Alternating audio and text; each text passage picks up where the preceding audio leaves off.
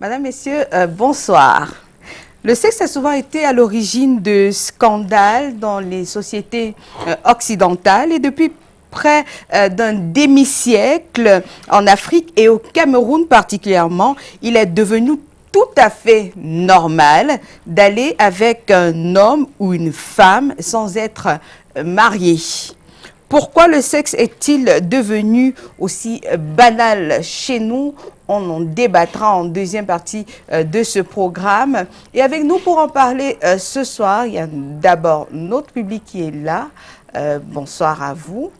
Notre public qui aura la possibilité pendant l'émission de répondre à certaines questions.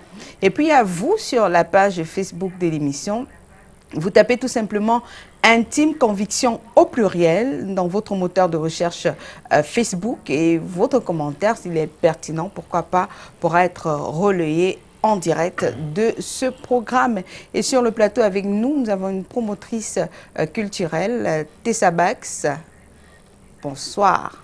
Bonsoir, Lénie. Merci d'avoir accepté notre invitation. Quand on peut parler, on peut expliquer les choses, pourquoi ne pas venir? C'est important. Vous me direz tout ce soir, vous parlerez à cœur ouvert ce soir. Je vais essayer de dire ce qui est faisable et ce qui ne l'est pas. Parce que nous vivons beaucoup dans le virtuel et il y a aussi une vérité qu'on doit se dire pour pouvoir faire avancer les choses. D'accord. Et puis, nous avons l'homme de Dieu aussi qui est là. On parle de sexe.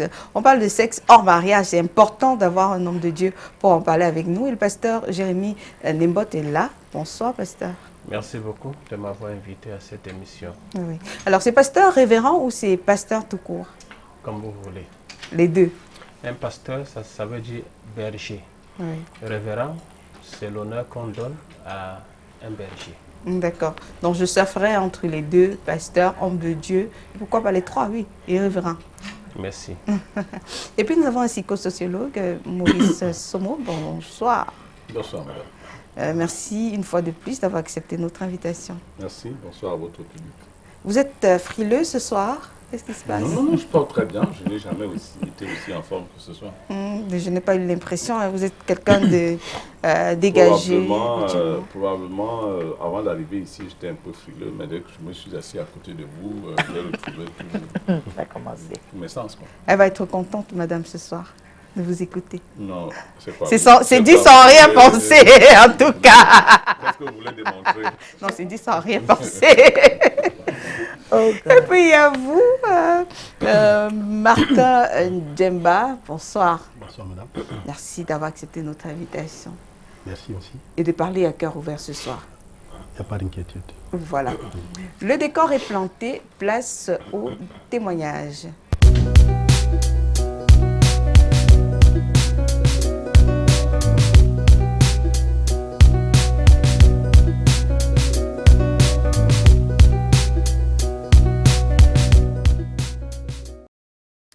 Alors, nous allons débuter avec vous. Je rappelle, ce soir, on va débuter déjà par la fin, par la leçon que vous voulez donner, pour qu'on se comprenne bien. Pourquoi est-ce que vous êtes là sur le plateau ce soir? On débute par la fin. Ok, merci pour la question. Je suis là ce soir pour faire un peu l'esquisse de ce qui se passe et ce que moi j'ai vécu en tant qu'homme. Qu'est-ce que vous voulez transmettre comme message? Le message que vous voulez qu'on retienne à la fin de votre témoignage, ce sera quoi? Le message, en fait, c'est un conseil que je souhaiterais donner aux parents d'abord et aux personnes actives dans le domaine sexuel. Oui, d'accord. Donc, ce sera de donner, enfin, de partir de votre expérience à vous, Oui. pour que les autres tirent une leçon. Une leçon. Voilà. Une leçon. Alors, on dit souvent que c'est impoli de parler de l'âge des femmes, mais est-ce que c'est le cas pour les hommes? Vous me direz votre âge ce soir? Moi, il n'y a pas de souci pour mon Pas de âge. tabou. Oui, pas de tabou à ce sujet. À l'heure d'aujourd'hui, j'ai déjà 52 ans. Alors, 52 ans. Votre expérience sur le plan sexuel débute quand vous aviez l'âge de 12 ans. Qu'est-ce qui s'est passé? Oui, à l'âge de 10 ans, j'ai été victime. Vous savez, généralement, on parle de viol en ce qui concerne les femmes et les filles. Mais je peux dire que j'ai été victime d'un viol par une de mes proches, où pendant les grandes vacances, elle est venue passer les vacances absolument chez nous. Subitement, on a partagé une chambre ensemble. Et il faut dire qu'elle était déjà active sexuellement. Déjà mon aîné de loin. Alors subitement, au petit matin, elle commence à baisser ma culotte en me touchant, comme vous pouvez l'imaginer. L'enfant que vous étiez? Absolument. Parce qu'à 10 ans, on est un enfant. J'étais étonné de ce qui s'est passé, je ne me retrouvais vraiment pas exactement.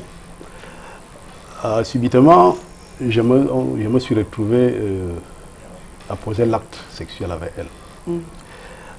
C'est comme ça que je me suis retrouvé en train d'être avec elle. Et un peu plus tard, c'est une autre tante qui vient vers moi. Pas qu'elle est venue vers moi, bon, je suis allé vers elle, lui dit bonjour pendant les congés de Pâques. Une de vos tantes? Une de mes tantes, pendant les congés de Pâques. Oui. J'arrive devant elle, Oui. elle a écarté carrément ses jambes. Une autre tante, là c'est une autre tante? Là c'est la tante, oui. Et curieusement, elle n'avait pas de sous-vêtements. Alors franchement, ça m'a beaucoup courroucé, ça m'a énervé. Bon, je suis sorti de là étant énervé, puisque subitement, j'ai senti comment est-ce que mon corps a réagi. Alors je suis sorti. Et vous ne trouviez pas cela normal? Absolument pas. C'était vraiment anormal pour moi. Alors quand je sors, je l'ai laissée assise dans sa cuisine. Oui. Elle a esquissé un rire qui ne m'a pas plu, et puis je suis sorti. Subitement, 2 ou 3 jours après, je fais un rêve où je la vois venir devant moi. Subitement, quand elle m'approche, c'est plutôt un chat blanc qui se met à lécher mes parties intimes. Alors, dès lors, je me suis retrouvé actif sexuellement à tort ou à raison. Ça veut dire que je pouvais arriver dans une maison, je vais avec une fille, je vais avec ses sœurs, je vais avec ses cousines. Je pouvais arriver dans une maison, je vais avec la maman, je vais avec l'enfant. Je pouvais arriver dans une buvette. À l'époque, c'était pas facile, hein, par rapport au thème même de ce soir, d'aller avec une femme. Mais mes amis et mes frères, mes cousins me demandaient comment est-ce que moi je faisais. Puisque quand on sortait, on allait dans une buvette, je suis le premier à avoir une femme. Toujours le premier. Alors vous aviez beaucoup d'argent, parce que aujourd'hui, pour prendre facilement les femmes, certains estiment qu'il faut avoir il faut donner beaucoup d'argent. À l'époque où je vous parle, je ne travaillais même pas encore, j'étais encore élève. Oui. Mais j'étais déjà sexuellement actif. Et puis ça passait comme ça. L'argent, les femmes ne m'en demandaient même presque pas. Oui. Elles ne m'en demandaient presque pas. Et maintenant, quand je retrouve un travail, là aussi, c'était autre chose. Parce que là, moi, je pouvais me déployer sur le terrain, dépenser, débourser de l'argent pour aller proposer à une femme de me trouver dans un lieu secret. Ouais. D'accord. Alors, et puis, à l'époque, je suppose, vous êtes un homme élégant. Oui. Je suppose qu'à l'époque de votre jeunesse, vous direz bel homme avant? Oui, bel homme avant. Ça, c'est vrai en plus. Comment est-ce qu'elle vous trouvait? Pardon? Elle vous trouvait comment, les femmes? Disons que c'est à elle de vous répondre à cette question. Mais moi, à mon avis, j'étais un garçon normal comme tous les autres, qui malheureusement n'avait pas, heureusement pour moi, je n'avais pas d'handicap, je n'avais pas de mauvaises habitudes. Il était poli et gentil envers tout le monde. Bon, je ne sais pas si c'est ce caractère-là qui les attirait avec moi. Alors, et puis, à un moment donné, vous êtes... pourquoi est-ce que vous êtes marié la première fois? Oui. Là, l'histoire... Non, c'est pas pour stopper. C'était par rapport à la vie de mon feu père, où il disait, avant qu'il ne meure, il faut qu'il me laisse avec une femme. Oui. Et là, il saura qu'il a assuré le devoir d'un parent, puisque je suis le garçon, les autres, c'est les filles. Je crois que je me suis marié à 22 ans. À 22 ans? À 22 ans. Mais pourquoi si tôt? Officiellement marié. Hein. Oui. Officiellement marié. Mais pourquoi est-ce que vous êtes marié si tôt, à 22? Justement, c'est parce que mon père a voulu qu'il m'épouse une femme avant qu'il ne décède. Ah, d'accord. Parce que 6 mois après, il est décédé. Et heureusement pour moi, j'avais trouvé du boulot dans une grande entreprise de la place. Donc j'avais les moyens de m'entretenir et puis... À 22 ans. Et sur quels critères là, vous l'avez choisi? C'est une ancienne amie du lycée, à l'époque. Donc, est-ce que ça a freiné en quelque sorte la frénésie? Absolument pas. Ça n'a vraiment pas freiné. Au contraire. Et étant un peu libre, autonome, puisqu'à l'époque où j'étais encore élève, j'habitais chez les gens. Maintenant où je me retrouve libre, autonome, avec un peu de moyens financiers, oui, là encore, c'était un peu plus grave. Et puis, comment est-ce que, au niveau de la dame, est-ce que vous découchiez comment est-ce que ça se fait? Comment est-ce qu'on arrive à avoir environ 10 Oui. par semaine? Comment ça se passe? Disons que ma femme et moi, on était toujours ensemble. Et je n'avais jamais découché pendant qu'elle était avec moi. En passant, malheureusement, elle était décédée. Elle m'a laissé 3 enfants en 98. Alors, on était avec nos enfants, nous vivions ensemble. Mais quand j'allais avec d'autres femmes, c'est dans les ampoules bleues, comme on dit. Rouge. C'est rouge, oui. C'est rouge, non? Rouge ou bleu, oui. Ce sont les ampoules rouges. Oui. Et vous savez, la plupart du temps, nous autres, nous avions pour habitude d'envoyer nos femmes pendant les vacances avec les enfants, et pendant les grandes vacances. Et pendant qu'elles voyageaient, je me sentais encore un peu plus libre. Donc j'étais à l'aise, il n'y avait pas de souci.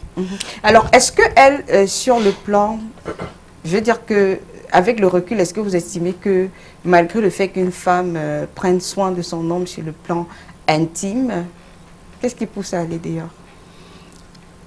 Oui. Honnêtement, c'est difficile à expliquer. Je crois que c'est un problème spirituel. Quand je parle spirituel, c'est le spirituel négatif. Parce que à l'entame de mes propos, vous avez suivi comment est-ce que cela a débuté. Ah oui, d'accord. Voilà, donc pour votre cas, vous, oui. Parce que, et là, on se retrouve avec un désir ardent d'aller avec les femmes à tout moment. Bon, c'est pas parce qu'on n'est pas satisfait à la maison. Alors, est-ce que vous direz que vous êtes un Don Juan? Est-ce que vous diriez que vous étiez un serial lover? Ça fait quand même beaucoup après, parce que si on considère que ça fait une trentaine, pas seulement d'une trentaine par an, ça fait beaucoup en 10 ans, en 30, en 20, en 30 ans. Oui, ça fait vraiment beaucoup. Oui. Vous êtes un serial lover? Pardon? Vous êtes un serial lover, c'est-à-dire que vous aimez les femmes comme elles viennent. Bon, moi, je vous dis, honnêtement, c'est difficile à expliquer parce que je ne peux pas dire que j'étais ceci, j'étais cela, j'étais beau, j'étais bon parleur, j'étais vraiment... À un moment, c'est les femmes même qui venaient vers moi. Et curieusement, aucune femme ne me refoulait. C'est quand je commence à connaître Dieu, à aller dans les maisons de prière, que je me rends compte que j'appelle une femme et se met à regimber. Franchement, je n'avais pas connu cette déception auprès d'une femme. Alors, pour moi, un peu, c'est difficile à expliquer. C'était quel genre de profil? Est-ce que c'était que des belles de nuit ou bien... Bon. Je veux dire, si ce sont des femmes qui disent oui à tout va, est-ce que c'était que des belles de nuit? Est-ce que c'était des femmes désespérées? Est-ce que c'était quel profil? Si vous parlez de profil, moi, je voudrais parler de catégorie. En fait, il n'y avait même pas de catégorie exceptionnelle à choisir. J'allais avec des femmes grandes, courtes, minces, brunes, noires. C'est-à-dire, je n'avais vraiment pas d'exception, de choix parfait à opérer quand il me fallait aller avec une femme. Disons que je n'avais pas aussi les mauvais choix en tant que tel, aller avec, si on peut appeler les femmes. Non, je n'en avais vraiment pas. Je n'en avais vraiment pas. Alors, on va prendre les premières réactions. Je vais d'abord avec vous, le sociologue. Première lecture, parce que qui va nous amener finalement à notre thème de ce soir, pourquoi le sexe est-il devenu banal chez nous? Première réaction quand vous écoutez le témoignage de Martin Djemba. Qu'est-ce que cela peut susciter comme première analyse? C'est que M. Djemba fait un récit de ce qui arrive à une majorité d'hommes. La différence ce soir, c'est que lui, au moins, a tout le courage de se mettre à Mondiovision, devant un plateau de télévision, de dire son histoire, qui est quand même l'histoire de la majorité des hommes. C'est vrai. Peut-être avec des proportions relatives en fonction de certains éléments. Si chaque homme devrait se mettre à citer les différentes aventures qu'il a connues jusqu'à un certain âge, vous serez surpris de constater que tous les hommes ont beaucoup papoté. Oui, Et 500 000, hein, facilement. Hein. Oui, et beaucoup moins chez les femmes. Ah, ça, si ça se trouve... Oui, beaucoup moins chez les femmes. Ça, je vous parle je fais une approche oui. scientifique, statistique. C'est beaucoup moins chez les femmes. D'accord. Bon. Maintenant, il y a des éléments fondamentaux qui vont déterminer le début de l'activité sexuelle. Bon, dans son cas, cela a commencé à 12 ans. Probablement, à 12 ans, il était soit en plein, soit au début ou à la sortie de la phase de puberté. Donc, c'était un homme conditionné, n'est-ce pas, pour entrer activement dans cette activité. Bon, alors, maintenant, il y en a pour qui, parce qu'en réalité, si il n'était pas dans cette période-là, malgré tout ce qu'il a subi, il n'aurait pris aucun plaisir à ce que ça se passe ainsi. Parce qu'au sortir de la triangulation édipienne qui se situe entre 3, 4, 5, 6, 7 ans, il y a une période de latence au cours de laquelle, certes, il peut avoir quelques réminiscences dans ce sens-là, mais une activité sexuelle épanouie ne commence véritablement qu'avec le développement de l'ensemble des caractères sexuels secondaires. Dans son cas, ces caractères étaient déjà suffisamment développés, donc il était forcément déjà dans cette phase. Il y en a donc pour qui ça commence plus tôt, ce qui fait que ça prend beaucoup de temps. Il commence trop tôt et donc aligne un maximum de femmes. Il y en a pour qui ça commence un peu plus tard, donc avant qu'il n'arrive au mariage, parce que le mariage, qu'on le veuille ou non, le mariage, dès le début, marque quand même un moment d'arrêt. C'est-à-dire que dès le premier moment d'arrêt, ou de pause, après, lorsqu'on est... Bon, maintenant, il y a un autre aspect qui est purement physiologique et qui dépend intimement de la constitution organique de chaque individu. Il y en a qui sont organiquement très prédisposés ou disposés à avoir une activité sexuelle très intense. Bon, ça, c'est la physiologie qui peut le démontrer. Et voilà. Maintenant, il y a également sur le plan purement psychologique certains qui, en raison de leur histoire, vont donc se comporter de façon à utiliser cette activité parfois comme une arme de vengeance par rapport à un ensemble de frustrations qu'ils ont subies à une certaine époque de leur vie. Voilà. Et puis, du coup, ils vont donc se lancer dans ces activités. Donc, il y a beaucoup d'éléments fluctuants qui vont déterminer chaque être spécifique dans sa relation avec les femmes, s'agissant des hommes. Et on reviendra même sûrement là-dessus. Alors, l'homme de Dieu qui est sur ce plateau, vous avez écouté justement le témoignage de ce soir. J'ai aimé particulièrement quand le psychosociologue a parlé a fait un peu le rapprochement avec l'histoire de beaucoup d'autres hommes.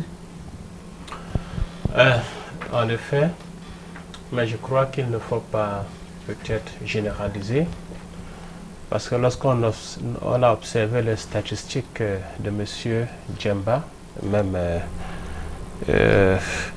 dans un autre contexte, il était à 21 000 femmes. C'est-à-dire si vous prenez de l'âge de 13 ans jusqu'à son âge récent, vous mettez 2, 1, vous mettez 3, 0. Mais c'est l'histoire de plusieurs autres... plusieurs autres hommes. Non, je ne le crois pas. Je ne crois pas qu'il est courant pour un homme d'entrer dans une maison, de prendre grand-mère, mère, petite fille, cousin, cousine, tante. On vous amènera des cas pareils. Hein, oui, mais ce que je dis en termes de proratage, je refuse de considérer que... Ah, c'est tout à fait banal. Que c'est quelque chose qui est assez ordinaire. Mais voilà mon analyse, si vous le permettez. Monsieur Djemba, dès son origine, déclare que sa tante a mis sa main dans sa partie intime. Ensuite, il a fait un rêve durant lequel il a vu la même tante se transformer en chat blanc. Et ce chat blanc a léché ses parties intimes. Qu'on le veuille ou pas, la sorcellerie est une réalité. Oui, bien sûr. M. Djemba était sous un joug. Autrement dit, il n'était plus libre de lui-même. Et dans un point de vue purement scripturel, ceci est conforme à ce qui est écrit dans Romains chapitre 6, verset 16. C'est-à-dire qu'il s'agit d'un asservissement. Celui qui se livre au péché va donc en devenir esclave. M. Djemba fait bien de noter que même après son mariage, il y a eu comme une accélération. Donc il n'y a pas eu un arrêt, bien que sur le plan sociologique, on l'observe souvent. Alors, mais il dit ceci, c'est lorsqu'il entre en contact avec la connaissance de Jésus de Nazareth que pour la première fois, des femmes lui disent non. Cela signifie que la puissance d'envoûtement qui s'est dégagée de sa personne a été brisée au contact avec le Saint-Esprit. Je suis d'accord avec le sociologue, sauf que je relativise en voyant la chose dans une perspective spirituelle et aussi sur la base de certains témoignages. M. Djemba est un ancien captif. Il est passé de la captivité à la liberté par la connaissance de Jésus comme Seigneur et Sauveur. Il nous le dira, il nous en dira plus tantôt. On va juste derrière cette transition rentrer dans le débat.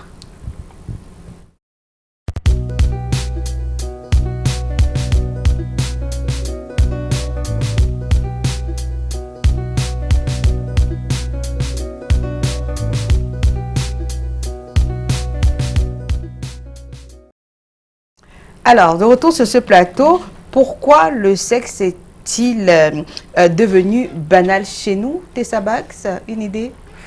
Je dirais simplement qu'aujourd'hui, on a perdu les bases. Parce qu'il faut dire une vérité, la majorité des jeunes qui évoluent aujourd'hui, on ne leur dit pas ce qui est bien et ce qui est mauvais. C'est-à-dire, on a des jeunes aujourd'hui qui sont livrés à une société qui est en train de proposer ce qu'ils pensent être bien à cette jeunesse. Donc, très simplement, on a des jeunes filles aujourd'hui qui, à un certain âge, elles pensent que c'est normal d'avoir des rapports sexuels parce que c'est là qu'elles s'imposent, c'est là qu'elles existent au milieu de ses amis. Parce que quand on regarde aujourd'hui, on donne l'impression que ce qu'on voit à la télé doit être ce que nous vivons en réalité. Et là, je me dis, on a des jeunes filles, on a des jeunes garçons qui ont l'impression qu'il faut sauter le pas. Et quand on n'a pas de contrôle, quand on n'a pas peut-être un suivi tel que nous peut-être à l'époque, parce que moi je parle en disant que à mon époque, c'était évident qu'on peut avoir un petit ami, mais ça ne devait pas dire qu'on devait aller très loin. Votre époque, c'est quand Je ne vais pas répondre, Aline, je ne vais pas répondre. Votre époque Non, je dirais simplement que l'époque que moi j'ai connue, le garçon ne venait pas directement vous dire « j'ai envie de faire ceci ou faire ça ». Le garçon prenait des gants, ce qui n'est plus le cas maintenant. Il prenait des gants, il vous des disait gants, quoi? ça veut dire il peut vous approcher et d'une manière subtile, peut-être avec un cadeau, peut-être l'attention qu'il a pour vous, vous accompagner à l'école, peut-être vous attendre à la sortie. Et ça change quelque chose? Ça change parce qu'on échangeait, c'était des sentiments qu'on échangeait. Donc vous pensez que si à 14 ans on a un petit ami, c'est pareil, c'est normal? C'est normal d'avoir quelqu'un qu'on préfère. C'est le fait que maintenant, on nous donne l'impression qu'il faut passer à l'acte. Et là, ça devient compliqué. Donc, vous voyez un peu, Tessa, si vous avez 14 ans, oui, vous avez un petit, qu'est-ce que c'est un petit ami? Un petit ami, c'est quelqu'un qu'on préfère. Je crois que même innocemment, quand les enfants sont assis, il y a un garçon, peut-être qui préfère une fille, il y a une fille qui préfère un garçon. C'est nous maintenant qui avons ce côté pervers. Parce que je vais dire une vérité. Aujourd'hui, on a des jeunes filles qui ont des pratiques avant 18 ans très dangereuses. C'est-à-dire? Ah, moi je dis que je vais m'arrêter ici en disant qu'il y a des pratiques que des jeunes filles ont, que peut-être moi, à mon époque, je n'aurais pas osé. Mais si vous nous dites des pratiques et que vous ne nous expliquez pas, simplement du coup, on ne sait pas ce que vous voulez dire. Vous dites simplement qu'il y a une vérité qu'on doit se dire. Oui. L'homme, jusqu'à présent, cherche une femme qui représente son idéal. Et son idéal, c'est sa maman. Il faut dire la vérité aux filles. L'homme recherche celle qui va représenter quelque part la femme qu'il a idéalisée. Oui, mais là, on est d'abord dans les causes. On est en train d'y arriver. Et cette personne, quelque part, quand il a identifié cette femme qui représente la femme qu'il veut, il la protège, il la garde. Maintenant, c'est celle avec laquelle il a envie de s'amuser qui devient sa proie. Et c'est pour ça que les jeunes filles d'aujourd'hui se retrouvent à faire du n'importe quoi par moment, parce qu'elles ont l'impression que c'est comme ça qu'on doit faire pour être moderne. C'est les filles qui font ou bien c'est les hommes? On est en train de dire très simplement que les jeunes filles d'aujourd'hui, n'ayant pas de base, ne sachant pas quelle est la limite, parce que nous sommes dans une société aujourd'hui où on n'a pas de limite. Quand on va sur Internet, aujourd'hui, on voit des choses sur Internet qui existent depuis, mais on savait qu'il fallait être dans un coin particulier pour voir ces choses-là. Maintenant, l'enfant de 12 ans, dès qu'elle arrive sur Internet, elle voit des choses et elle va appliquer la chose. C'est ça qu'on nous vend aujourd'hui comme normal. Parce que même monsieur nous expliquait qu'il a l'impression que c'est dans le rêve qu'il a eu tous ces, comment on appelle ça, tous ces égarements. Oui, mais là, on n'est pas dans le cas de monsieur aujourd'hui, on est dans le thème, voilà, dans un contexte un peu plus général. On a parlé de pourquoi aujourd'hui c'est banal.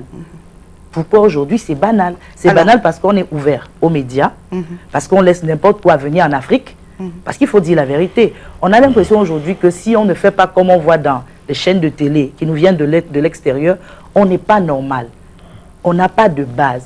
Et je pense que quand on va remettre les bases, parce que je suis content de voir un homme d'église ici, parce qu'il faut ces bases pour que la normale redevienne anormale. Alors, Maurice Somo, vous avez écouté Tessa. Tessa semble, enfin, si on compte le nombre de fois qu'elle a utilisé le mot jeune fille, sont les jeunes filles qui ont banalisé le sexe? Oui, disons que je vais commencer par dire que je suis éducateur de profession, à peu plus de 25 ans de métier. Je peux dire des choses ici qui vont probablement surprendre les uns et les autres. Oui. Au sortir de madame, elle a parlé de la connaissance de Dieu comme étant une porte de sortie. Monsieur Ndiemba également dit, le jour où j'ai connu Dieu, c'est en ce moment que, et naturellement, vous n'allez pas demander non plus au pape de dire que l'Église... Je vous en prie. L'Église... Je ne parle pas de vous, monsieur.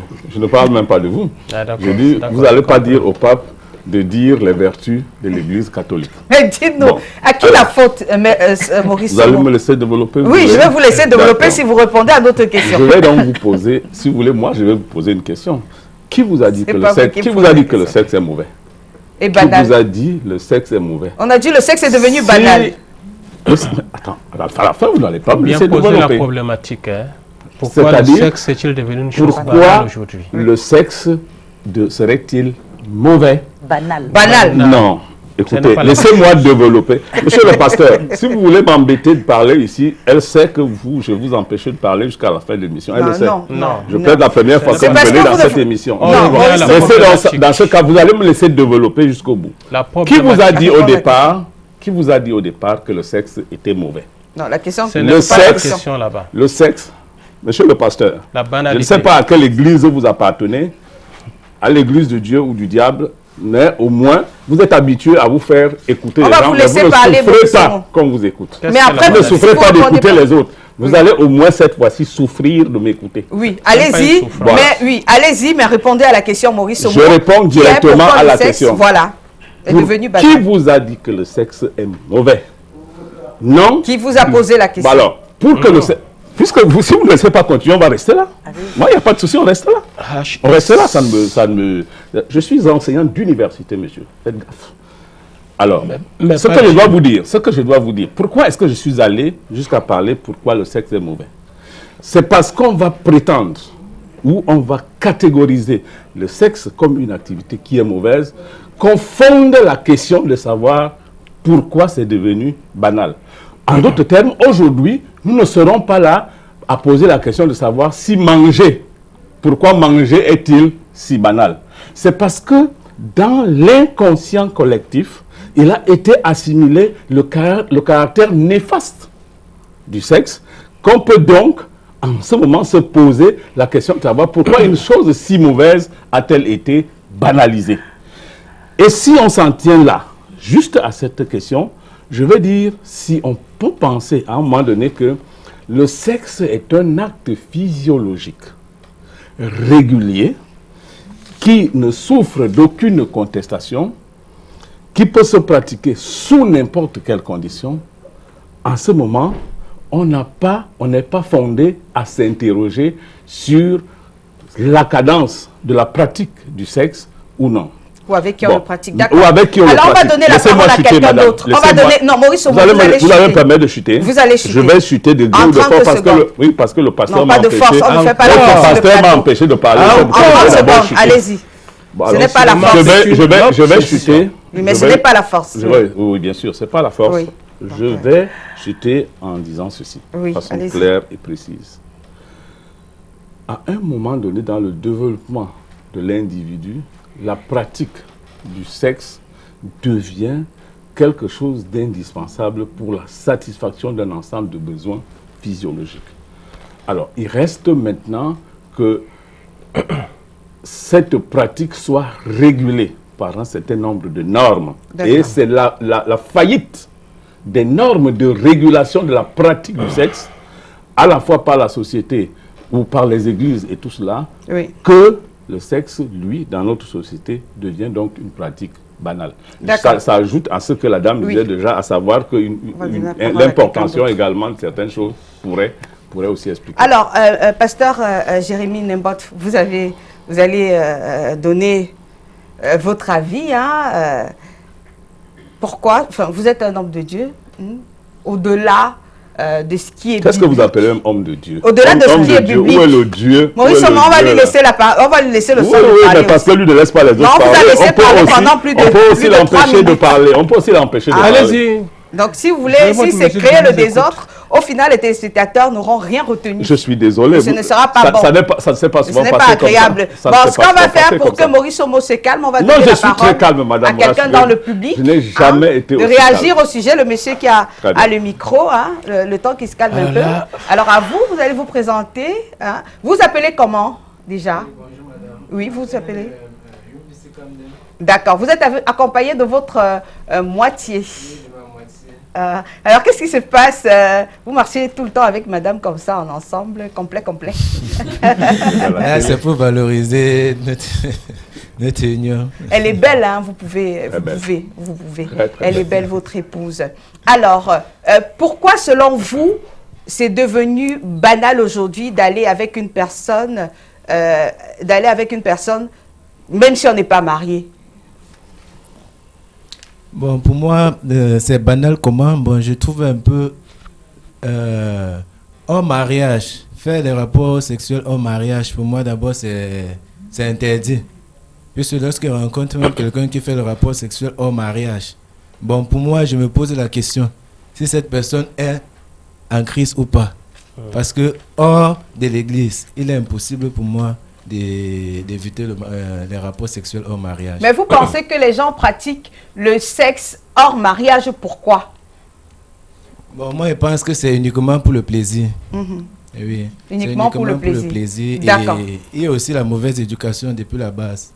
D'accord. Donc, si on est mal éduqué par ses parents, on pratiquera le sexe hors mariage. Alors, la dame derrière en noir, bonsoir. Bonsoir, madame. Vous vous appelez comment? Je suis Sandra Dilombo. Sandra. Ça sonne bien.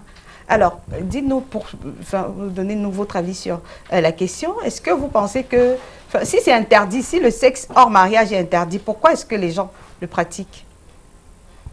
Bon, les gens sont influencés. Je peux dire, d'une part, il y a la télévision qui joue sur le comportement désordonné des personnes. Et il y a également aussi le manque d'éducation de base de beaucoup de gens dans la société. Et je peux dire que les gens ne sont pas... ils ne connaissent pas vraiment le Seigneur. Ils ne connaissent pas Dieu. C'est pour cela qu'ils peuvent se comporter n'importe comment et ils trouvent que c'est normal. D'accord. Alors, dites-nous, on revient à vous, pasteur, dites-nous, pourquoi tout tourne autour, cette interdiction-là ne tourne qu'autour de Dieu? L'interdiction de pratiquer le sexe avant le mariage, vous voulez savoir pourquoi ça tourne uniquement autour de Dieu? Oui. Mais d'abord parce que quand Dieu fait l'homme, il place en l'homme une conscience. La conscience de l'homme comporte tout au moins les 10 commandements. Il y a des choses qui sont moralement acceptables par la plupart des cultures et des choses qui ne sont pas appréciées. Mais à partir du moment où on se retrouve être bombardé dans la plateforme des nouvelles technologies de l'information, de la communication, je parle de la télévision, je parle des réseaux sociaux, cela devient comme une sorte de nouvelle civilisation. Deuxièmement, on peut noter aussi la faillite de quelques institutions, parmi lesquelles les églises. Si au sein de celles-ci, il n'y a plus un enseignement assez consistant sur les normes de la moralité sexuelle. Je dois aussi ajouter qu'il y a un âge où, comme ma co-panéliste a dit, où les jeunes croient pouvoir exister en se lançant dans l'activité sexuelle. Tous ces facteurs font à ce que de plus en plus le sexe devienne banal dans notre société. Mais je suis d'accord avec mon co-panéliste de gauche pour dire qu'il y a une nécessité de revenir à certaines normes. Mais en ce moment, il faudrait qu'il y ait un consensus dans ce domaine. Merci. D'accord. Alors, Maurice Somo, tout à l'heure, vous avez dit qu'il faudrait revenir au niveau qui fixe les normes en dehors, qui devrait fixer les normes en dehors de l'Église. Parce qu'on a posé la question à quelques personnes, le pasteur, c'est Dieu, Tessa, c'est Dieu, c'est Dieu, c'est Dieu. Il n'y a que Dieu qui devrait amener les hommes à savoir qu'on ne devrait pas faire le sexe avec tout le monde, n'importe comment, n'importe quand, n'importe où. Oui, je ne suis pas l'habitude de dire que cette question est intéressante, mais celle-là, elle est parfaite. Parce que, en fait, c'est qui fixe les normes. L'homme de Dieu qui est là à côté vous dit, la Bible fixe les normes et dit comment le sexe, lui, il doit être pratiqué. Alors, les moralistes, c'est-à-dire que ceux qui font de la morale depuis l'époque de Kant et des autres vous disent, en fait, moralement, le sexe ne peut se pratiquer que si telles conditions sont fixées. On va plus loin, un responsable de la santé, un sexologue, tout ça vous dira que avant un certain âge, la pratique du sexe n'est pas normale. Bon, alors, finalement, tout dépend donc, et quand on dit la société, globalement, en fonction du courant social auquel on appartient, on peut convenir qu'il y a des normes qui sont clairement posées sur la pratique du sexe. Voilà, tout simplement. Mais est-ce qu'il y a une normalité qui vous intéresserait plus qu'une autre? Je veux dire, est-ce qu'il y a une norme que vous conseillerez à votre enfant, par exemple, de lui dire pas de sexe avant le mariage? Bien, vous savez que sur un plateau de télévision, je ne parle jamais de moi. Je dis, où se situe donc la norme? Est-ce que est-ce que c'est logique de pratiquer le sexe avant le mariage? L'homme de l'Église va vous dire non, naturellement, parce que la Bible l'interdit. Mais quelqu'un d'autre vous dira qu'en réalité, si vous voulez qu'un enfant ait une certaine maturité dans la pratique de sa sexualité, c'est bien qu'avec sa jeune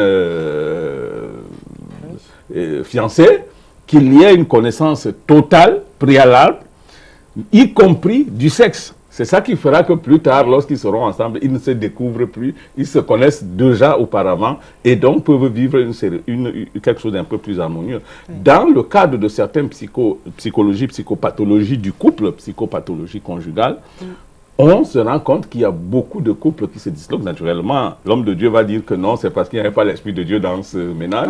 Bon, certains vous diraient que parce que, en fait, le fait qu'ils ne se soient pas connus avant, on fait qu'ils ne puissent pas sur le plan sexuel s'accorder plus tard. Il aurait été bien qu'ils s'accordassent tous les deux auparavant. Ce genre de problème ne serait jamais arrivé. Donc, pour vous dire, c'est pas possible de dire c'est bien ou c'est mauvais de le faire si on ne se situe pas dans un courant de pensée bien déterminé au préalable. Voilà. Alors, et ce qui m'amène à vous poser la question à vous qui avez parlé, Tessa, tantôt de la notion de petit ami, la notion de copain.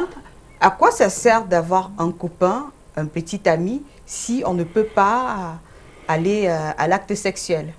La première des choses, c'est qu'on est appelé à être deux, en principe. Donc la notion de deux commence très tôt. Parce qu'on a ce jeune garçon qui a envie de protéger la jeune fille.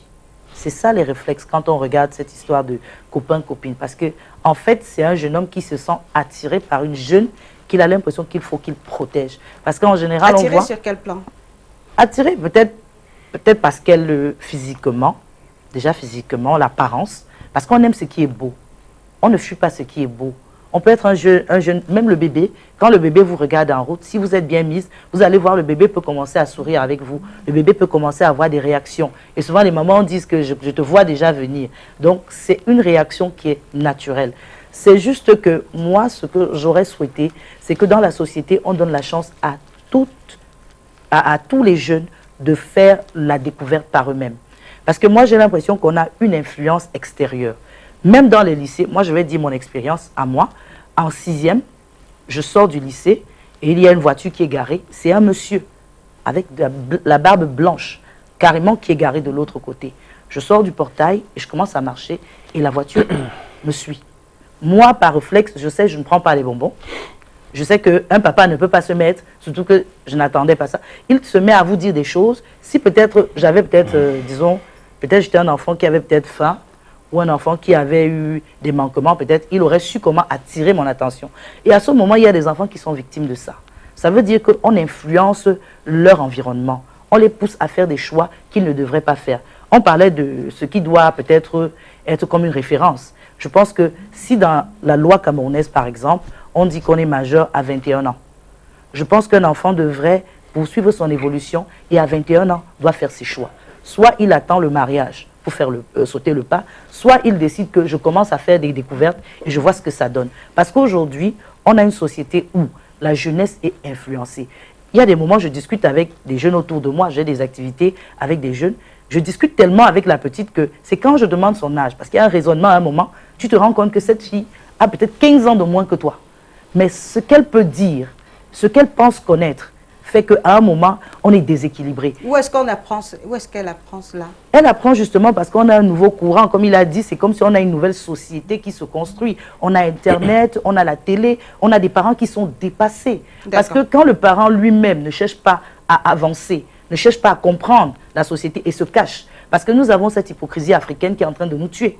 Le parent sait ce que l'enfant vit, mais évite de parler à l'enfant. Donc l'enfant va se recycler chez le voisin, il va se recycler chez quelqu'un qui veut l'utiliser. Donc, automatiquement, on a cette décadence, on a des jeunes qui sautent le pas avant de regretter plus tard. Alors, on aura retenu aussi un peu que, normalement, il faudrait, par exemple, selon la loi camerounaise, attendre 21 ans pour avoir son premier rapport sexuel, parce qu'on est censé savoir faire des choix. Parce qu'en principe, quand on est... Non, enfin, je coupe, mais je dis oui, tout en étant d'accord avec elle sur le fait quand même que la législation camerounaise a posé au moment où cet acte était opprimé par la loi. Lorsqu'on le faisait avant, on était passible même de faire de la prison. Avant les actes sexuels? Oui. Un rapport sexuel à un certain âge, surtout si ce n'est pas consenti, très consenti, à une certaine époque, c'était la prison. Détournement de mineurs et tout. On appelle ça détournement de mineurs. Atteindre la pudeur, etc. Oui, il y a tous ces éléments qui vont avec. Mais là où moi je voulais m'arrêter, c'est qu'en fait, sur le plan psychologique, il y a quelque chose qu'il faut connaître. L'évolution affective de l'enfant, au sortir de la phase de puberté, impose, je dis impose, le premier contact avec le sexe opposé. La logique aurait donc bien voulu que, au sortir de la puberté, qui pourrait se situer un peu plus tôt chez certains, un peu plus tard chez l'autre, c'est parce que si les pulsions que l'individu, l'enfant éprouve en ce moment ne se trouvent pas satisfaites, il y a ce qu'on appelle les repulsions. C'est-à-dire qu'à un moment donné, ces pulsions qui ont été refoulées pourraient ressurgir plus tard sous forme de perversion. C'est ce que la psychopathologie déclare.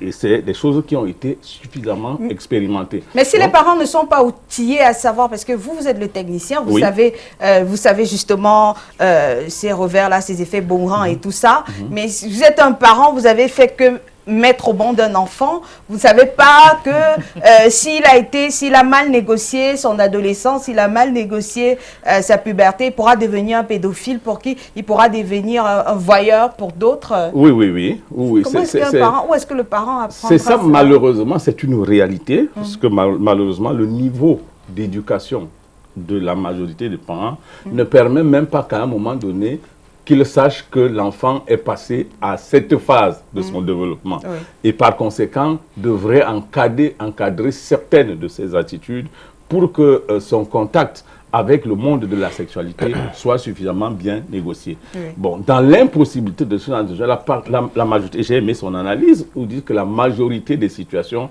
arrivent ou surprennent la jeune fille et même le jeune garçon parfois sont surprises de se retrouver dans cette activité. Dans une société idéale où tous les parents seraient suffisamment avertis, on ferait quoi?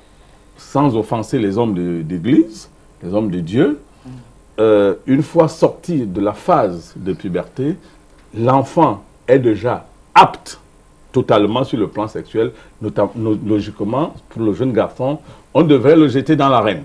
C'est le moment de prouver qu'il est un homme. Ah, prouver avec qui voilà. Prouver avec qui voilà. Oui, ou à défaut, donc, si vous ne voulez pas, si vous voulez que le jeune garçon soit conforme aux prescriptions de la Bible, lorsqu'il est sorti de la phase de puberté, qu'est-ce que vous faites? On parle trop de Bible ici. Voilà. Vous le mettez avec la jeune fille qui se marie et puis ça passe. Ça permet de rebondir justement, homme de Dieu. Moi, je voudrais dire un mot. Oui, On a dit plusieurs fois sur ce plateau, Dieu interdit les rapports sexuels avant le mariage. C'est vrai dans un sens, mais il faut préciser que Dieu est plus soucieux de régler la conduite de ceux qui lui ont donné la vie de manière volontaire et de manière libre. Il y en a qui ne connaissent pas Dieu. Je ne voudrais pas que l'on puisse percevoir Dieu. Non. C'est possible, pasteur. Il y en a qui n'ont pas la chance de connaître Dieu. Je vous dis, non, sans offense aucune. Hein. Quand vous parlez, je m'étais depuis. Est-ce qu'un type de mon arrière-village de Litoukou qui n'a jamais vu la Bible, il ne connaît même pas, il n'a jamais lu la Bible. Laissez-le aller jusqu'au bout. Il fait comment? Bon, voilà ce que je vous dis. Plusieurs fois, les gens disent, écoutez, Dieu n'est pas en train de réguler la vie de ceux qui ne lui appartiennent pas. Oui. Ce que les gens oublient, c'est que Dieu, c'est un Dieu démocrate. Il a placé sa loi dans la conscience. Et il y a un moment où l'homme peut avoir la révélation de la réconciliation par Dieu au travers de Jésus-Christ. Alors, est-ce que ça se négocie avec Dieu, la fornication? Est-ce que d'une certaine façon... Non, écoutez-moi bien, je veux dire ceci, que des non-croyants forniquent ou ne forniquent pas, ils ne sont pas sauvés. C'est comme ça qu'il faut comprendre. Mais qu'un enfant de Dieu, quelqu'un qui s'est donné à Dieu librement et qui épouse la parole de Dieu, choisit de forniquer, c'est une infraction vis-à-vis de la loi qu'il a acceptée venant de son Père Céleste. Il faut que l'on établisse une loi. Bon, maintenant, je voudrais ici intervenir sur une question assez précise. On parle des normes, on parle de la satisfaction des pulsions. Mais si nous nous lançons dans cette dimension, pourquoi ne pas jeter dans l'arène ceux qui veulent vivre le lesbianisme ou l'homosexualité? Pourquoi ne pas non, puisqu'il y a une pulsion, hein, on a parlé du sexe. C'est-à-dire que, puisqu'on dit il y a une attirance, mais on trouve des sociétés dans lesquelles on trouve normal qu'un homme soit attiré par un homme, une femme soit attirée par une femme. Vous les mettez au même niveau? Et puis on a même légiféré dans ce domaine. Je ne les mets pas au même niveau. Mais je voudrais dire ici que si la base du choix des normes vise à satisfaire les pulsions, alors on peut même le faire par rapport à l'inceste. D'accord, on va que l'homme le veuille ou pas, il y a un créateur qui existe, il y a des lois de la moralité sexuelle qui existent depuis des millénaires, et c'est à ça qu'il faudrait tendre. Ça, c'est ma conviction. Oui, puisque vous êtes homme de Dieu de toutes les façons. Pas parce que je suis un homme de Dieu, simplement. Oui, mais si ce n'est pas l'homme de Dieu qui parle, qu'est-ce qu'il dira? That Ce is the n'est pas question. l'homme de Dieu. Lui qui parle. Non, Qu'est-ce je qu'il parle en dira? tant qu'un homme de Dieu, je Voilà. parle aussi en tant qu'un homme. Oui. Je dis qu'on ne peut pas arrêter les normes dans le but de satisfaire les pulsions et jeter les gens dans l'arène.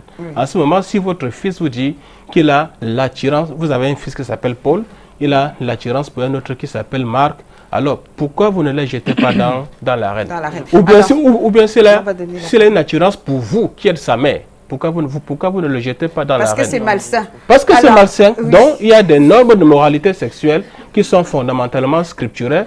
Et je vous donne le Lévitique chapitre 17 pour voir les normes de la moralité Mais sexuelle. qui sont aussi contenues dans J'ai notre code connu de des gens procédure qui pénale. avaient des attirances vis-à-vis des animaux. On parle Moi, j'en ai d'encadrer. connu. On parle Voilà. d'encadrer. Alors, on va donner la parole cette fois-ci à Martin.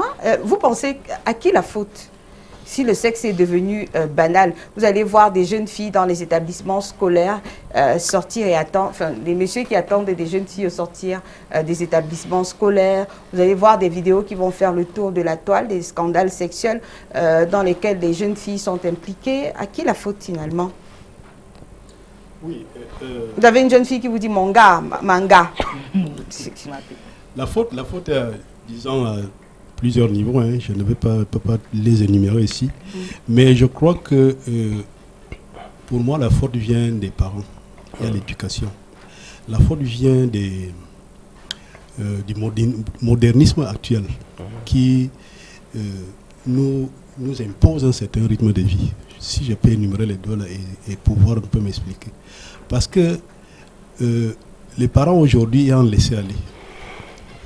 Maintenant, vous allez vous rendre compte que dans ce laisser-aller, les enfants se permettent à faire n'importe quoi au vu de certains parents. Vous voyez un parent qui accepte que un de ses garçons vienne avec une fille à la main et dit « Papa, voici ma copine, je suis amoureux ». Et il est là, d'accord, il y rit, il est content. Comme quoi son enfant est actif, c'est bon. Et vice-versa. Voilà. Vous allez voir même, il y a même aussi une cause qui, je peux parler de ça de développement, parce que si on dit aux uns aux autres aujourd'hui de ne plus construire les auberges qui sont dans pratiquement tous les quartiers, ça sera très grave pour ces personnes-là. Parce que ça facilite et ça rend le sexe banal, je vous assure. Parce Les ampoules rouges. Voilà, parce qu'à notre époque, il était difficile d'en trouver. Déjà, il n'y avait que les hôtels. Et pour accéder à un hôtel, il faut que tu sois majeur. Comme dans certains pays aujourd'hui, vous savez que pour aller dans un hôtel avec une famille, il faut là de mariage pour qu'on vous donne une chambre. Mais là, on est au Cameroun. Est-ce Oui, qu'au Cameroun, ça, c'est juste vous une avez façon des de- gens qui viennent au rendez-vous? Oui. Vous n'avez pas besoin de passer par la réception. Hein? Absolument. Vous allez direct comme si vous connaissez Voilà. la chambre où vous allez. Voilà. Et vous vous renseignez dans les couloirs. Maintenant, comme on parlait de Suspect. l'évolution du modernisme, vous allez voir que le téléphone s'y a rendu le sexe banal. Oui. Et très rapide. Oui. Les SMS, le téléphone. Parce qu'à l'époque, pour aller à un rendez-vous, c'était pas facile. Vous allez faire comment? Nous qui avons, par exemple, passé certains bons moments dans nos villas pendant les grandes vacances. J'ai une copine peut-être à 2 km, c'est peut-être à pareille heure à minuit que je me déplace un peu pour essayer de chercher. Elle m'a indiqué sa chambre là où elle se couche. Pendant ce temps, il y a ses frères qui sont tout autour, ses cousins. Il y a peut-être un gros chien qui rôde autour. Pour accéder, ça devient difficile. Alors que maintenant, avec le téléphone, je fais un SMS, je suis dehors, elle sort, elle calme son chien, si jamais il y avait un chien. Voilà, et puis on me fait entrer, vous voyez un peu. Voilà autant de choses. Et une fois, vous allez voir que dans les téléphones Android, la plupart des jeunes, des enfants qui ont ces téléphones, ils ont les cartes mémoire remplies des films pornographiques dans les téléphones. Ça, on ne peut pas le nier. Vous voyez 3 jeunes filles de 12, 13, 14 ans qui marchent ensemble, 5e, 6e. Elles causent, pendant qu'elles causent, s'il y a une parmi elles qui ne connaît pas encore l'homme, on va se moquer d'elle. Voilà. Et c'est la curieuse d'aller découvrir ce qui se passe. Qu'elle soit normale. Ça, c'est la banalité du sexe. Voilà autant de choses qui apportent, qui font à ce que le sexe devienne banal. C'est vrai. Il y a beaucoup. Hein. Vous allez en boîte de nuit, vous allez dans les toilettes, vous allez voir des scènes qui vont vous glacer le dos. Hein, Si tu dans permets. Justement. Tu permets de sortir de ce panorama de quelqu'un de suffisamment expérimenté.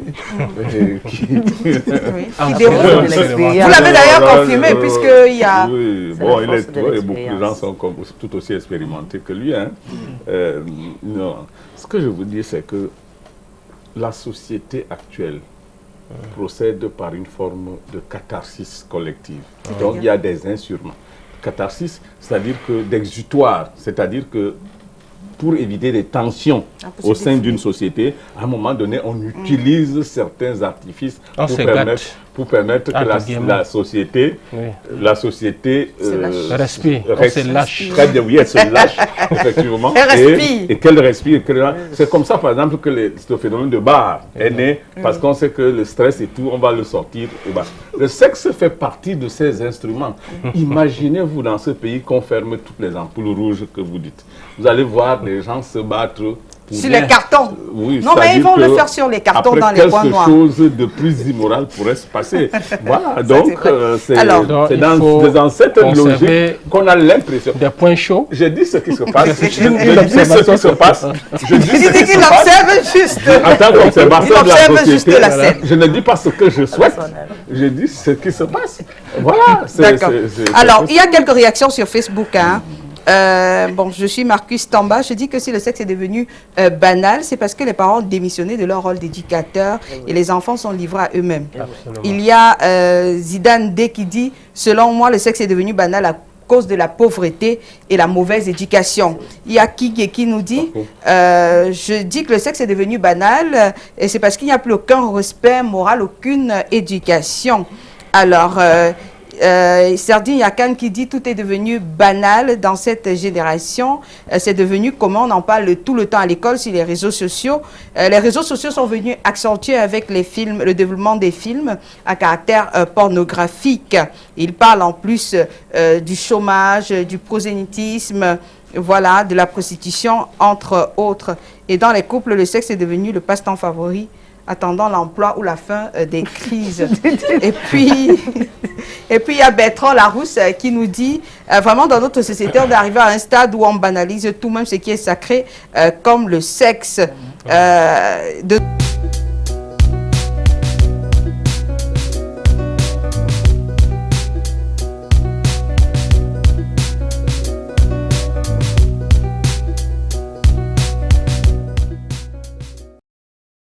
Madame, Messieurs, bonsoir. Le sexe a souvent été à l'origine de scandales dans les sociétés occidentales et depuis près d'un demi-siècle en Afrique et au Cameroun particulièrement, il est devenu tout à fait normal d'aller avec un homme ou une femme sans être marié. Pourquoi le sexe est-il devenu aussi banal chez nous? On en débattra en deuxième partie de ce programme. Et avec nous pour en parler ce soir, il y a d'abord notre public qui est là. Bonsoir à vous. Notre public qui aura la possibilité pendant l'émission de répondre à certaines questions. Et puis à vous sur la page Facebook de l'émission. Vous tapez tout simplement Intime Conviction au pluriel dans votre moteur de recherche Facebook et votre commentaire, s'il est pertinent, pourquoi pas, pourra être relayé en direct de ce programme. Et sur le plateau avec nous, nous avons une promotrice culturelle, Tessa Bax. Bonsoir. Bonsoir, Aline. Merci d'avoir accepté notre invitation. Quand on peut parler, on peut expliquer les choses, pourquoi ne pas venir? C'est important. Vous me direz tout ce soir, à cœur, vous parlerez à cœur ouvert ce soir. Je vais essayer de dire ce qui est faisable et ce qui ne l'est pas. Parce que nous vivons beaucoup dans le virtuel et il y a aussi une vérité qu'on doit se dire pour pouvoir faire avancer les choses. D'accord. Et puis, nous avons l'homme de Dieu aussi qui est là. On parle de sexe. On parle de sexe hors mariage. C'est important d'avoir un homme de Dieu pour en parler avec nous. Et le pasteur Jérémy Nembot est là. Bonsoir, pasteur. Merci beaucoup de m'avoir invité à cette émission. Oui. Alors, c'est pasteur révérend ou c'est pasteur tout court? Comme vous voulez. Les deux. Un pasteur, ça veut dire berger. Oui. Révérend, c'est l'honneur qu'on donne à un berger. D'accord. Donc, je surferai entre les deux, pasteur, homme de Dieu. Pourquoi pas les trois, oui, et révérend. Merci. Et puis, nous avons un psychosociologue, Maurice Somo. Bonsoir. Bonsoir, madame. Merci une fois de plus d'avoir accepté notre invitation. Merci. Bonsoir à votre public. Vous êtes frileux ce soir? Qu'est-ce qui se passe? Non, je porte très bien. Je n'ai jamais été aussi en forme que ce soir. Je n'ai pas eu l'impression. Vous êtes quelqu'un de dégagé. Probablement, avant d'arriver ici, j'étais un peu frileux. Mais dès que je me suis assis à côté de vous, j'ai retrouvé tous mes sens. Elle va être contente, madame, ce soir. de vous écouter. Non, c'est pas C'est dit sans rien penser, en tout cas. Qu'est-ce que vous voulez démontrer? Non, c'est dit sans rien penser. Et puis à vous, Martin Djemba, bonsoir. Bonsoir, madame. Merci d'avoir accepté notre invitation Merci aussi. et de parler à cœur ouvert ce soir. Il n'y a pas d'inquiétude. Voilà. Le décor est planté, place au témoignage.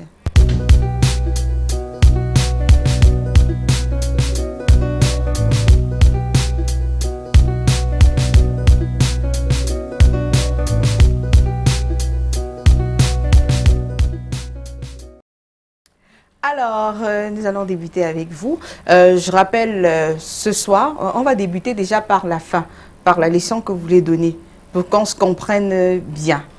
Pourquoi est-ce que vous êtes là sur le plateau ce soir? On débute par la fin. Ok, merci pour la question. Je suis là ce soir pour faire un peu l'esquisse de ce qui se passe et ce que moi j'ai vécu en tant qu'homme. Qu'est-ce que vous voulez transmettre comme message? Le message que vous voulez qu'on retienne à la fin de votre témoignage, ce sera quoi? Le message, en fait, c'est un conseil que je souhaiterais donner aux parents d'abord et aux personnes actives dans le domaine sexuel. Oui, d'accord. Donc, ce sera de donner, enfin, de partir de votre expérience à vous, Oui. pour que les autres tirent une leçon. Une leçon. Voilà. Une leçon. Alors, on dit souvent que c'est impoli de parler de l'âge des femmes, mais est-ce que c'est le cas pour les hommes? Vous me direz votre âge ce soir? Moi, il n'y a pas de souci pour mon Pas âge. de tabou. Oui, pas de tabou à ce sujet. À l'heure d'aujourd'hui, j'ai déjà 52 ans. Alors, 52 ans.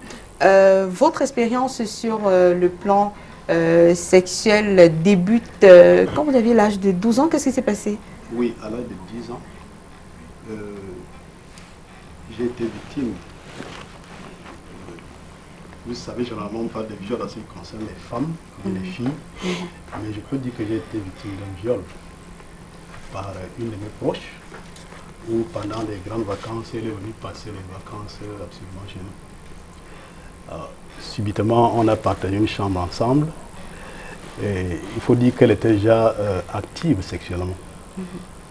Déjà mon aîné de loin. Alors subitement, au petit matin, elle commence à baisser ma culotte en me touchant, comme vous pouvez l'imaginer. L'enfant que vous étiez? Absolument. Parce qu'à 10 ans, on est un enfant. J'étais étonné de ce qui s'est passé, je ne me retrouvais vraiment pas exactement. Subitement, je me suis retrouvé à poser l'acte sexuel avec elle. C'est comme ça que je me suis retrouvé en train d'être avec elle. Et un peu plus tard, c'est une autre tante qui vient vers moi. Pas qu'elle est venue vers moi, bon, je suis allé vers elle, lui dit bonjour pendant les congés de Pâques. Une de vos tantes? Une de mes tantes, pendant les congés de Pâques. Oui. J'arrive devant elle, Oui. elle a écarté carrément ses jambes. Une autre tante, là c'est une autre tante? Là c'est la tante, oui. Et curieusement, elle n'avait pas de sous-vêtements. Alors franchement, ça m'a beaucoup courroucé, ça m'a énervé. Bon, je suis sorti de là étant énervé, puisque subitement, j'ai senti comment est-ce que mon corps a réagi. Alors je suis sorti. Et vous ne trouviez pas cela normal? Absolument pas. C'était vraiment anormal pour moi. Alors quand je sors, je l'ai laissée assise dans sa cuisine. Oui. Elle a esquissé un rire qui ne m'a pas plu, et puis je suis sorti. Subitement, 2 ou 3 jours après, je fais un rêve où je la vois venir devant moi. Subitement, quand elle m'approche, c'est plutôt un chat blanc qui se met à lécher mes parties intimes. Alors, dès lors, je me suis retrouvé actif sexuellement à tort ou à raison. Ça veut dire que je pouvais arriver dans une maison, je vais avec une fille, je vais avec ses sœurs, je vais avec ses cousines. Je pouvais arriver dans une maison, je vais avec la maman, je vais avec l'enfant. Je pouvais arriver dans une buvette. À l'époque, c'était pas facile, hein, par rapport au thème même de ce soir, d'aller avec une femme. Mais mes amis et mes frères, mes cousins me demandaient comment est-ce que moi je faisais. Puisque quand on sortait, on allait dans une buvette, je suis le premier à avoir une femme. Toujours le premier. Alors vous aviez beaucoup d'argent, parce que aujourd'hui, pour prendre facilement les femmes, certains estiment qu'il faut avoir il faut donner beaucoup d'argent. À l'époque où je vous parle, je ne travaillais même pas encore, j'étais encore élève. Oui. Mais j'étais déjà sexuellement actif. Et puis ça passait comme ça. L'argent, les femmes ne m'en demandaient même presque pas.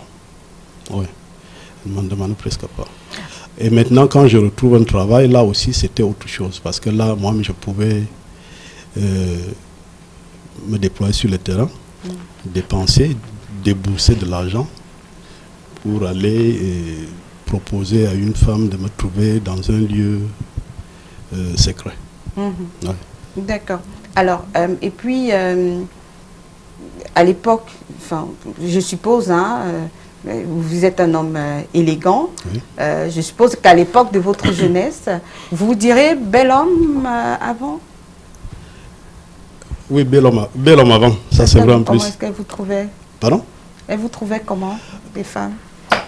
Disons que c'est à elle de vous répondre à cette question. Mais moi, à mon avis, j'étais un garçon normal comme tous les autres, qui malheureusement n'avait pas, heureusement pour moi, je n'avais pas d'handicap, je n'avais pas de mauvaises habitudes.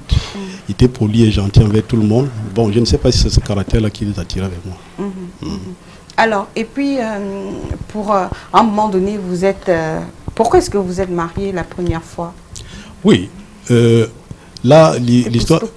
Non, c'est pas pour stopper. C'était par rapport à la vie de mon feu père, où il disait, avant qu'il ne meure, il faut qu'il me laisse avec une femme. Oui. Et là, il saura qu'il a assuré le devoir d'un parent, puisque je suis le garçon, les autres, c'est les filles. Je crois que je me suis marié à 22 ans. À 22 ans? À 22 ans. Mais pourquoi si officiellement marié. Hein. Oui. Officiellement marié. Mais pourquoi est-ce que vous êtes marié si tôt, à 22? Justement, c'est parce que mon père a voulu qu'il m'épouse une femme avant qu'il ne décède. Ah, d'accord. Parce que 6 mois après, il est décédé. Et heureusement pour moi, j'avais trouvé du boulot dans une grande entreprise de la place. Donc j'avais les moyens de m'entretenir et puis à mon 22 épouse. ans. Et sur quel critère là, vous l'avez choisi?